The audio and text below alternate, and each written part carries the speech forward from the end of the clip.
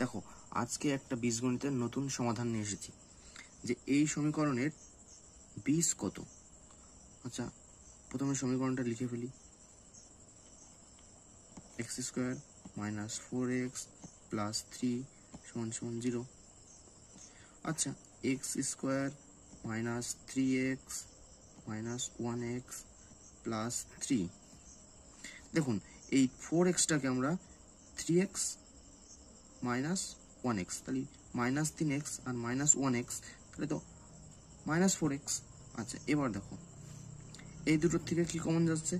x square sorry x common গেলে কি হয়? x মাইনাস 3, আরেকটা ব্র্যাকেটে কি হবে? এই দুটোর থেকে কি কমন যাচ্ছে? দেখো 1 কমন যাচ্ছে, 1, তাহলে মাইনাস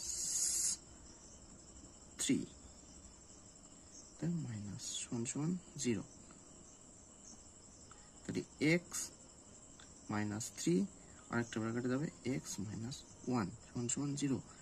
সুতরাং বলতে পারি যে x মাইনাস 3 সমান 0 এবং x মাইনাস 1 সমান 0, x সমান 1 আর x সমান 3। তাহলে বীজ কত হবে? একটা হবে 3, একটা হবে 1। সঠিক আনসার ডি।